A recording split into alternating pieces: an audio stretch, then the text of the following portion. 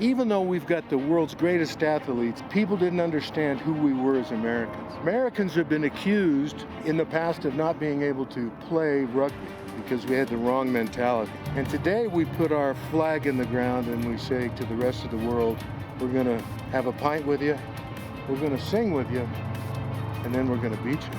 Hip hip! Hooray! Hip hip! Hooray! Hip hip! Hooray! Now we win the World Cup. A very special day in the Glendale area and a much-awaited home debut, very highly anticipated as the Colorado Crossover Academy return home as they get set for a tough test here against the visiting Hartford Harpooners. Hi, everybody, and welcome inside Infinity Park. Great to have you along. I'm Christian Miles, pleased to be joined by former USA Eagles captain Brian Vizard. And Viz, this Crossover Academy, such an interesting project. A lot of former collegiate football players brought in to learn the sport of rugby and perhaps, just perhaps, represent the USA at a World Cup. But no doubt, a big test for them. This is where the rubber hits the road today. Well, Christian, the talk of the rugby world has always been if the Americans taught their collegiate athletes who didn't make it to the pros the sport of rugby, we'd be world beaters. The folks at Glendale have grasped that concept with both hands, and today we get a glimpse of what rugby in America in the future could look like. Exciting times indeed, and this is a Colorado team already 7 games into this season. Pretty impressive record as we take a look at the results. Brought to you by Titan Rugby, the Exos exclusive kit and apparel supplier.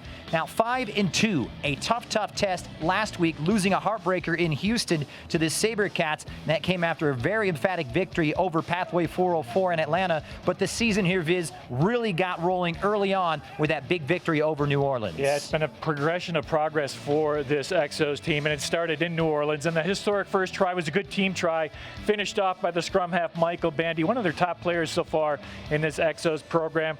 And next try, another well-worked try by the team against New Orleans.